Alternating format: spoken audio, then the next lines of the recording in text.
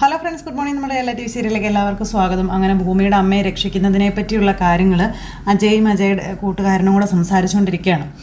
അപ്പോൾ അജയ് പറയുന്നത് എന്തെങ്കിലും ഒരു ദൈവത്തിൻ്റെ കരങ്ങൾ പ്രവർത്തിച്ചാൽ മാത്രമേ ഇനി ഭൂമിയുടെ അമ്മയെ രക്ഷിച്ചെടുക്കാൻ പറ്റുള്ളൂ. അല്ലെങ്കിൽ പിന്നെ ആടിനെ പട്ടിയാക്കാൻ കഴിവുള്ള ഒരു വക്കീലിനെ ഇറക്കുമതി ചെയ്യണം, കാശ് ഇറക്കണം. അതുപോലെ അതിനുള്ള നിവൃത്തി എന്തായാലും ഭൂമിക്കോ ഭൂമിയുടെ അമ്മയ്ക്കോ ഒന്നുമില്ല.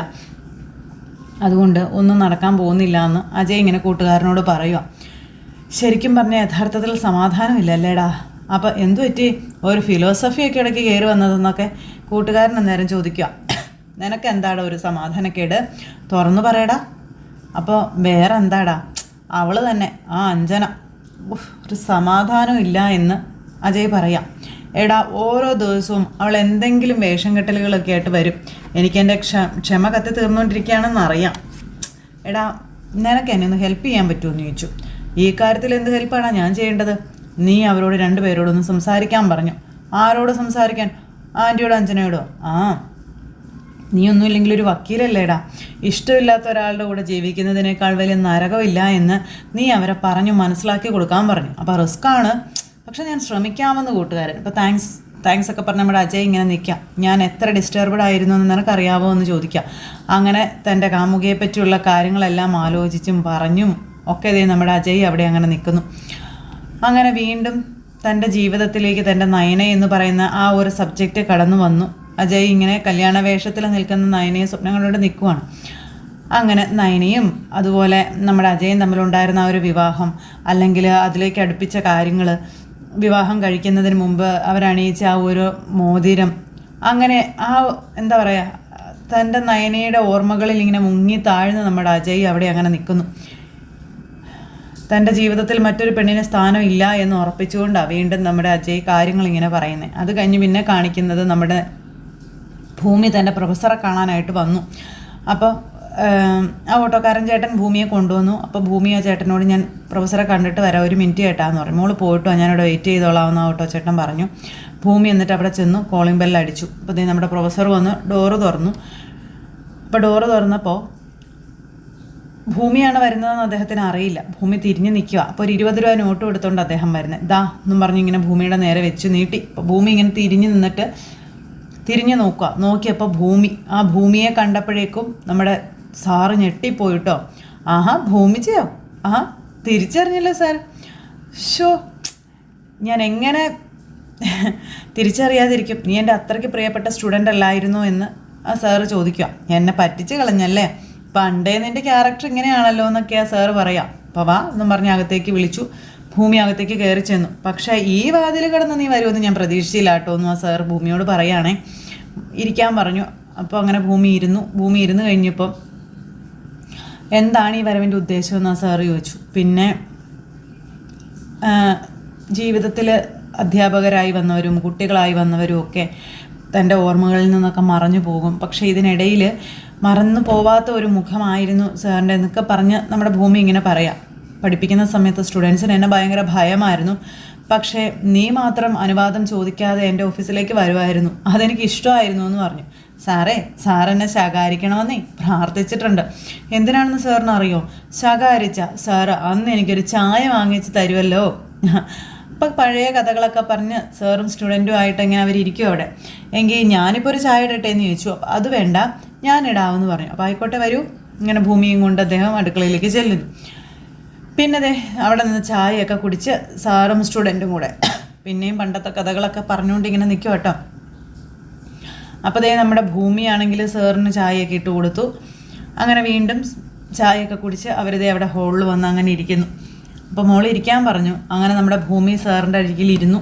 ആ സമയം ഭൂമിയുടെ മുഖത്ത് ഭയങ്കര ഒരു സങ്കടം. ഇപ്പോൾ ഇത് എൻ്റെ തൊഴിലാണെന്ന് പറയുമ്പോൾ എന്താ ഭൂമി നീ പറയുന്നത്? അധ്യാപകരുടെ പ്രതീക്ഷയ്ക്കൊപ്പം പഠിച്ച പേപ്പറിലെ മാർക്കിലെ ഉയരാൻ കഴിയുള്ളൂ എന്നും പെട്ടെന്ന് ജീവിതത്തിലെ ഭാരം തലയിലേക്ക് വരുമ്പോൾ മുന്നിലെ മാർഗം എന്തായാലും അത് നമ്മൾ സ്വീകരിച്ചേ പറ്റുമെന്ന് ഭൂമി ആ സാറിനോട് പറയാം. പക്ഷേ അപ്പോൾ അത് പ്രതീക്ഷിച്ചതുപോലെ ആകണമെന്ന് ഒരു നിർബന്ധവും ഇല്ലായിരുന്നു. എന്തായാലും ആ ഒരു ജോലി ഞാൻ ആസ്വദിച്ച് ഇപ്പം ചെയ്യുകയാണെന്നും പറഞ്ഞു. ഞാനിപ്പോൾ സാറ് പഠിപ്പിച്ച ആ ക്രിമിനോളജി വിദ്യാർത്ഥി അല്ല എന്നും ജീവിതം പഠിച്ചുകൊണ്ടിരിക്കുകയാണെന്നും ഭൂമി ഇങ്ങനെ സാറിനോട് പറഞ്ഞു. ഒരധ്യായവും എൻ്റെ പ്രതീക്ഷയ്ക്കൊപ്പം അല്ല എന്നും ഭൂമി പറയണു. എന്നെ കൊണ്ടുപോകുന്നിടത്തേക്ക് ഞാനിങ്ങനെ സഞ്ചരിച്ചുകൊണ്ടിരിക്കുകയാണെന്നും പറഞ്ഞു. എടുത്താൽ പൊങ്ങാത്ത അത്രയും ഭാരം എൻ്റെ തലയിലെടുത്ത് വെച്ചിട്ടുണ്ട് ദൈവം എന്ന് പറഞ്ഞപ്പം, അപ്പോൾ എൻ്റെ ഭൂമി എന്നെ വെറുതെ കാണാൻ വന്നതല്ലേ എന്ന് ചോദിച്ചു. അത് നിൻ്റെ കണ്ണുകൾ പറയുന്നുണ്ടെന്നും പറഞ്ഞു. അപ്പം ഞാനൊരു ഒപ്പീനിയൻ ചോദിക്കാൻ വേണ്ടി വന്നതാണെന്ന് പറഞ്ഞു. അങ്ങനെ ഭൂമി തൻ്റെ കയ്യിലുള്ള ആ ഒരു ഫയലെടുത്തു. അപ്പോൾ ഇതൊരു കേസ് ഫയലാണ്, ഞാൻ ഉണ്ടാക്കിയതാണെന്ന് പറഞ്ഞ് നമ്മുടെ ഭൂമി കൊടുത്തു. അപ്പോൾ എന്താണ് കേസിൻ്റെ നേച്ചർ എന്ന് സാർ ചോദിച്ചു. അപ്പോൾ കൊലപാതകമാണെന്ന് പറഞ്ഞു. ഇത് കേട്ടപ്പോൾ സാർ ഞെട്ടി. കൊല ചെയ്യപ്പെട്ടത് എൻ്റെ അച്ഛനാണ് എന്നിങ്ങനെ പറയുമ്പോഴത്തേക്ക് ആ സാറ് ഞെട്ടിപ്പോയി. വലിയൊരു ബോംബ് കൊണ്ടാണല്ലോ ഭൂമി കടന്നു വന്നിരിക്കുന്നത്. അപ്പോൾ കൊലക്കുറ്റത്തിന് അറസ്റ്റ് ചെയ്തത് എൻ്റെ അമ്മയെയാണെന്ന് പറഞ്ഞു. ആ മനുഷ്യൻ ഞെട്ടിപ്പോയിട്ടോ. ഭൂമി പടി കടന്ന് വന്നപ്പോൾ ഇത്രയും വലിയൊരു ബോംബും കൊണ്ടാണ് വരുന്നതെന്ന് ആ മനുഷ്യൻ വിചാരിച്ചതേ ഇല്ലല്ലോ. പിന്നെ അദ്ദേഹം ആ ഒരു കേസ് ഫയൽ അവിടെ നിന്ന് വായിക്കുക. അപ്പോഴേക്കും നമ്മുടെ അജയുടെയും അതുപോലെ കൂട്ടുകാരൻ്റെയും ഇടയിലേക്ക് വന്നു കാര്യങ്ങൾ. അപ്പോൾ അജയ് ആണെങ്കിൽ ഇങ്ങനെ പറഞ്ഞു നടക്കുക, എന്താ ചോദിച്ചോന്ന് ചോദിച്ചപ്പോൾ നീ വെയിറ്റ് ചെയ്യേ വരട്ടെ എന്ന് പറഞ്ഞ് ഇവർ നിൽക്കുന്നു. അപ്പോഴത്തേക്കും ഭവാനിയും മകളും കൂടെ കയറി വരുന്നു. അപ്പോൾ അവർ രണ്ടുപേരും കൂടി അങ്ങോട്ടേക്ക് കയറി വന്നപ്പം നമ്മുടെ ആശാൻ ഇവിടെ നിൽക്കുക ഇവരോട് സംസാരിക്കാൻ പാകത്തിന്.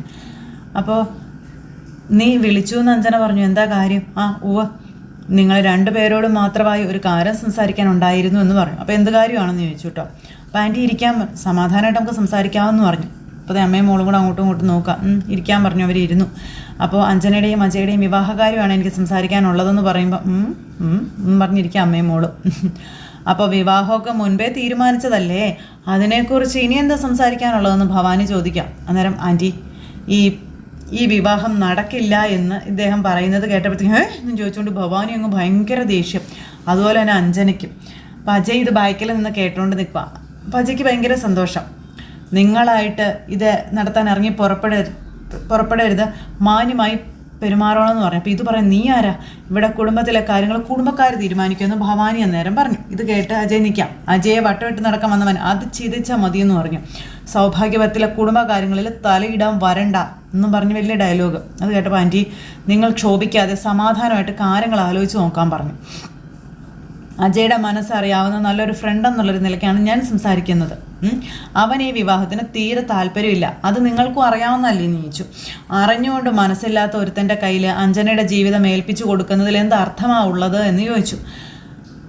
പരസ്പരം സ്നേഹിക്കാൻ കഴിയാത്തവർ ഒരുമിച്ച് ഓരോ റൂഫിൻ്റെ കീഴിൽ താമസിക്കുന്നതിനേക്കാളും വലിയ എന്ത് നരകമുള്ളതെന്ന് ചോദിച്ചു. അപ്പോൾ അജയ് എനിക്കിഷ്ടമാണ്, അതുമാത്രമേ ഞാനിപ്പോൾ നോക്കുന്നുള്ളൂ എന്ന് അഞ്ജന. അപ്പോൾ അതാണോ ശരി? അഞ്ജന എഡ്യൂക്കേറ്റഡ് ആയിട്ടുള്ള ഒരു കുട്ടിയല്ലേ? ഇഷ്ടമില്ലാത്ത ഒരാളുടെ ജീവിതത്തിലേക്ക് വലിഞ്ഞു കയറി ചെല്ലുന്നതിൽ ഒരു ലജ്ജയും തോന്നില്ലെന്ന് ചോദിച്ചപ്പം നീ ആരാടാ അതൊക്കെ ചോദിക്കാനെന്ന് ചോദിച്ചുകൊണ്ട് ഭവാനി. അപ്പോൾ ഞാൻ പറഞ്ഞല്ലോ ഒരു ഫ്രണ്ട് എന്നിട്ട് ഈ ഫ്രണ്ട് ചെയ്ത കാര്യമോ? പെങ്ങളെ അഴിഞ്ഞാടാൻ വിട്ട് കൂട്ടുകാരനെ വലവീശി പിടിച്ചില്ലേ എന്ന് ചോദിച്ചു. അതൊക്കെ അജയ് പുറകിൽ നിന്ന് കേൾക്കാം. കഴിഞ്ഞ കഥകളൊന്നും ഞങ്ങൾക്കാർക്കും അറിയില്ലെന്നാണോ നിങ്ങളുടെ വിചാരമെന്ന് അഞ്ജന. തൻ്റെ പെങ്ങൾ അഴിഞ്ഞാടുന്ന കഥകളെല്ലാം ഇവിടെ എല്ലാം അവർക്കും അറിയാമെന്നും അതിപ്പോൾ അജയുടെ കൂടെ മാത്രമായിരുന്നോ എന്നാണ് ഞങ്ങൾക്കൊരു സംശയമെന്നും പറഞ്ഞു. ആ രീതിയിൽ വരെ അഞ്ജന സംസാരിക്കുക. ഇത് കേട്ടപ്പോൾ അജയ്ക്ക് സഹിച്ചില്ല. ഇതേ സൗഭാഗ്യപുരം ഫാമിലിയാണ്, ഈ കുടുംബത്തിനൊരു പ്രതാപമുണ്ട്, അത് അന്യജാതിപ്പെട്ട ആലവലാതി പെണ്ണിന് വിളിച്ചുകൊണ്ട് വന്ന് കളയാൻ ഞങ്ങൾ സമ്മതിക്കില്ല എന്ന് പറഞ്ഞപ്പോഴത്തേക്കും അജയ് എന്നും പറഞ്ഞു എടീന്നും പറഞ്ഞ് അടിക്കാൻ പാത്രങ്ങ് ചെന്നു കേട്ടോ അജയ്. അപ്പോൾ ആരെ പറ്റാണ് നീ അപവാദം പറഞ്ഞെന്ന് എനിക്കറിയാം. എൻ്റെ പെണ്ണിനെ കുറിച്ച് അടിച്ചതിൻ്റെ പല്ലിയാൻ തർപ്പിക്കുമെന്നും അന്തസ് കെട്ടവളെന്നും പറഞ്ഞ് അജയ് കിടന്നങ്ങ് പറയാൻ തുടങ്ങി. അജയ് വിട്ടുകളാന്ന് പറഞ്ഞ കൂട്ടർ ഇവരുടെ സംസ്കാരം അത്രേ ഉള്ളൂ എന്ന് പറഞ്ഞു. അമ്മയും മോളും മനസ്സിൽ കുറിച്ച് വെച്ചോ, ഒരു കാരണവശാലും ഈ വിവാഹം നടക്കാൻ ഞാൻ സമ്മതിക്കില്ല എന്ന് അജയ് ആണയിട്ട് അങ്ങ് പറഞ്ഞു. നിങ്ങൾ വന്നേന്നും പറഞ്ഞ് കൂട്ടുകാരെ നിർബന്ധിച്ച് വിളിച്ചുകൊണ്ടും പോയി. എന്തായാലും അമ്മയുടെയും മോളുടെയും അഹങ്കാരത്തിന് കുറച്ചൊരു ഇത് നമ്മുടെ അജയ് അങ്ങ് കൊടുത്തു. രണ്ടെണ്ണങ്ങളും കൂടി ഇങ്ങനെ നിൽക്കുകയാണ്. ഛേ എന്നും പറഞ്ഞു ഭയങ്കര ദേഷ്യം. അജയ് ആണെങ്കിൽ തല്ലാൻ കൈയോങ്ങിയത് അഞ്ജനയ്ക്ക് സഹിച്ചില്ല. അമ്മേ വിവാഹം നടക്കില്ലേ അമ്മയെന്ന് അഞ്ജന ചോദിക്കുമ്പം അവൻ്റെ ചാട്ടാൻ തുള്ളലൊക്കെ കണ്ട് നീ പേടിക്കൊന്നും വേണ്ട, ഈ ഭവാനിയുടെ ഉള്ളിൽ ശ്വാസം ഉണ്ടെങ്കിൽ ഈ വിവാഹം നടത്തിയിരിക്കും ഞാൻ.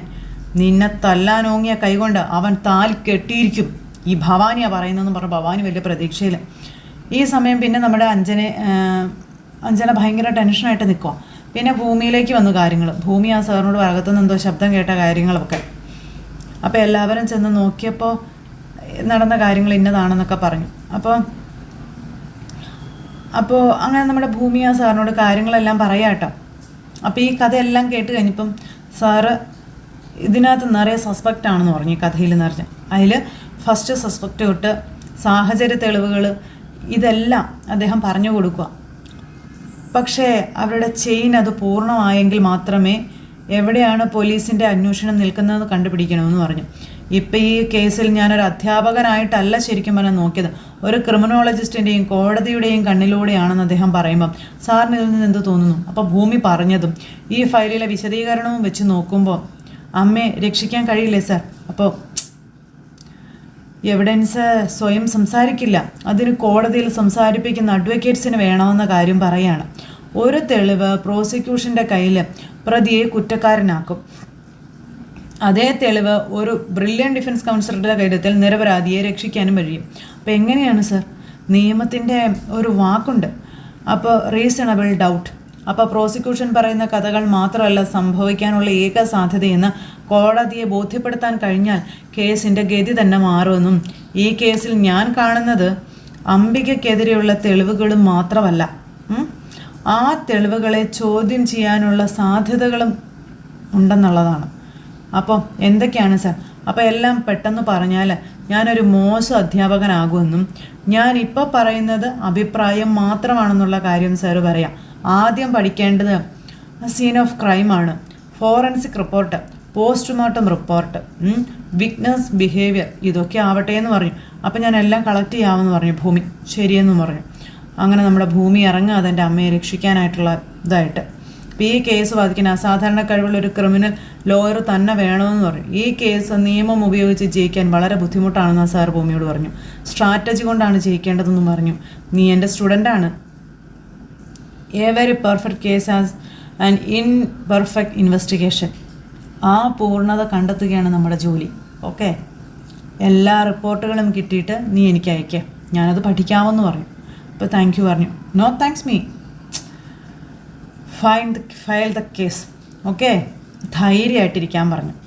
അപ്പോൾ അംബികയുടെ കേസ് ആരംഭിക്കാൻ പോവുകയാണെന്ന് പറഞ്ഞു. അങ്ങനെ നമ്മുടെ ഭൂമി എല്ലാ കാര്യങ്ങളും സംസാരിച്ച് അങ്ങനെ അവിടെ നിന്ന് ഇറങ്ങുകയാണ്. സാറിനോട് യാത്ര പറഞ്ഞു. ഭൂമി പോയി കഴിഞ്ഞപ്പോഴേക്കും പിന്നെ കാണിക്കുന്ന ഭവാനിയാണ്. ഭവാനി രാത്രി ആരും കാണാതെ പാത്തും പതുങ്ങി പുറത്തേക്ക് ഇറങ്ങിച്ചെന്നു. അപ്പോൾ എന്നെ ഒരു കാര്യം ഏൽപ്പിച്ചാൽ ഞാനത് ചെയ്തിരിക്കുമെന്നും പറഞ്ഞുകൊണ്ട് ദേ വന്നിരിക്കുക ആശാൻ. വളരെ വിദഗ്ധമായിട്ടാണ് ഞാൻ ഈ കത്ത് സംഘടിപ്പിച്ചതെന്നൊക്കെ പറയുന്നു. അപ്പോൾ അങ്ങനെ ദേ നമ്മുടെ ചേട്ടൻ അത് ഭവാനിയുടെ കൈകളിലേക്ക് കൊടുത്തു. ഭവാനി ആ കത്തും കൈ പിടിച്ച് ഭയങ്കര ടെൻഷനുണ്ട്, ഇന്ത്യ മുറി പോയി വായിച്ചോളാം എന്ന് പറഞ്ഞ് നിൽക്കുന്നു.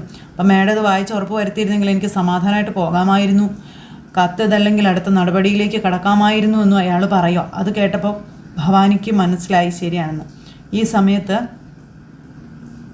ഭവാനി കത്ത് അവിടെ നിന്ന് വായിക്കുക. മകളെ, ഞാൻ ഏത് നിമിഷവും കൊല്ലപ്പെട്ടേക്കാം, എന്നാൽ എന്നിലൊരു രഹസ്യമുണ്ട്, അതെന്നെ ഒരാൾ കരുവാക്കിയ രഹസ്യമാണ്. അപ്പം ആ വ്യക്തി എൻ്റെ പിന്നാലെയുണ്ട്. എൻ്റെ മരണം ഏത് നിമിഷവും ഉണ്ടാകും, കൊലപാതകമാകാം. അത് ആ രഹസ്യം എന്താണെന്നല്ലേ? അത് ഞാൻ കത്തായി എഴുതി ശിവൻ്റെയും ദാസൻ്റെയും കയ്യിൽ കൊടുത്തിട്ടുണ്ട്. മോള് ഒരു കോഫി ഹൗസിൽ സ്ഥിരമായി വരുന്ന ശിവനും ദാസനും. അങ്ങനെ അതാണ് നമ്മുടെ ഭവാനി വായിച്ചത്. അത് ശരിക്കും പറഞ്ഞാൽ നമ്മുടെ ഭൂമി ഉണ്ടാക്കിയ കത്താണ്. ഈ പുള്ളിക്കാരി പെട്ടു. ആ പുള്ളിക്കാരി ഇങ്ങനെ പേടിച്ചരണ്ടി ഇങ്ങനെ നിൽക്കുകയാണ്.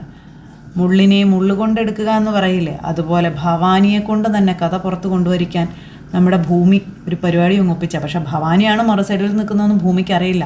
ആരാണോ തൻ്റെ അച്ഛൻ്റെ മരണത്തിന് കാരണക്കാരൻ, അയാളെ കൊണ്ട് തന്നെ സത്യം പുറത്ത് കൊണ്ടുവരാനായിട്ടുള്ള നമ്മുടെ ഭൂമിയുടെ ആ പടയൊരുക്കത്തിൽ ഭവാനി തീർന്നു.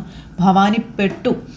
ഭവാനി ഇങ്ങനെ ഇതായിട്ട് നിൽക്കുക. മാഡം, അപ്പോൾ അച്യുതൻ്റെ കൊലപാതകത്തിനും അച്യുതൻ്റെ ശിക്ഷാവിധി ഉണ്ടായിരുന്നു എന്ന് പറയുകയാണ്.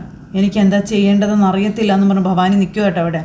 അപ്പോൾ കമാൽ പൊയ്ക്കോ, ഞാനൊന്ന് ആലോചിച്ചിട്ട് വിളിക്കാം എന്ന് പറഞ്ഞുകൊണ്ട് ഭവാനി ഇങ്ങനെ അവിടെ നിൽക്കുന്നു. ഈ കത്തുമായിട്ട് ഇങ്ങനെ ഭവാനി അകത്തേക്ക് കയറി വരുമ്പോൾ കാണുന്ന കാഴ്ചയെന്ന് പറഞ്ഞിട്ടുണ്ടെങ്കിൽ നമ്മുടെ സത്യൻ ഭവാനിയെ തന്നെ നോക്കി നിൽക്കുന്ന ആ ഒരു സിറ്റുവേഷനാണ്. അപ്പോൾ അങ്ങനെ ആ ഒരു സിറ്റുവേഷൻ കാണിച്ചുകൊണ്ട് ഇന്നത്തെ കഥ അവസാനിച്ചിട്ടുണ്ടേ. അപ്പോൾ എല്ലാവരും കാത്തിരുന്ന് കാണണം കേട്ടോ. എല്ലാവർക്കും നല്ലൊരു ദിവസം ആശംസിക്കുന്നു. ടാറ്റാ.